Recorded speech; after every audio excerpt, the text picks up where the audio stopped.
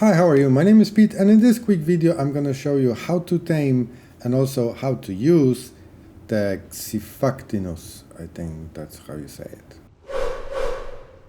So the Xiphactinus, it's actually a very impressive creature. Now, first of all, you can find it pretty much anywhere where the water is. I travel around the whole island and I really didn't have any problems finding loads of them in the water. Now, one thing to be aware of, they're very often in packs, and they are quite dangerous while they're in packs because they can very quickly dish out a lot of damage. Now, if you want to tame it, I would recommend to use either baryonyx or sarco. Generally, anything is good that you can travel it on land and in the water, and it's quick enough to leave them behind, or like in the case of baryonyx, you can actually stun them and run away. Now, the Xiphactinus, or whatever you call it, is actually pretty easy tame because it's just an ordinary knockout tame. So all you gotta do is knock him out and feed him his favorite food. Now, I used a trap in this example here. As you can see, I used the 4 gates to trap the guy.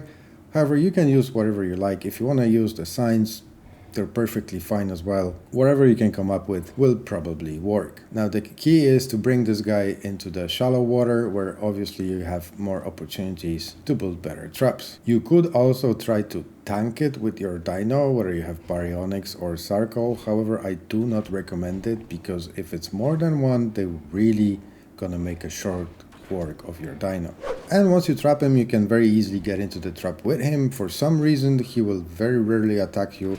Basically, I've noticed if you just avoid his face, you will never get attacked.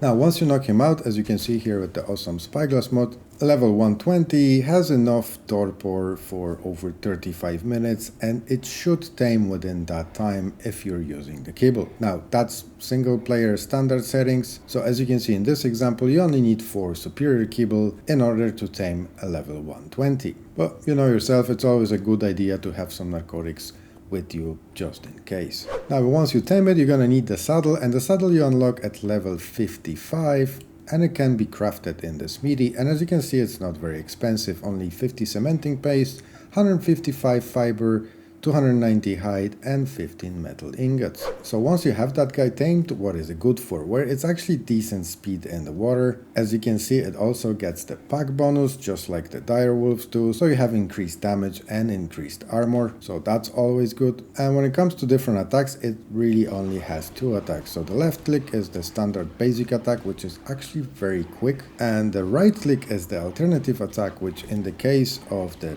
big dino, if you're attacking a big dino, it will inflict the bleed effect on that dino, and it will also give you the blood frenzy status. Now, the blood frenzy status, in case you didn't know, that status increases your health regen by a lot, and it also increases your stamina regen. So therefore, these guys are actually extremely good at taking out the water alphas. Mainly because if you have high enough level, you don't really need to worry about your health because it regenerates so quickly thanks to that blood frenzy. And if on top of that you have the pack leader bonus and the mates bonus, you can see just 2 of those guys, which one is level 230 I think and the other one is level 179, made a very short work of level 100 alpha megalodon. However, if you use the alternative attack on the smaller creature, which not all the creatures are affected, but according to Wiki, that's the creatures that are affected by that secondary attack and are considered small, Xiphactinus will actually grab that creature. So you can either move it wherever you want to move it, or you can just start attacking it. Now, sometimes it will instantly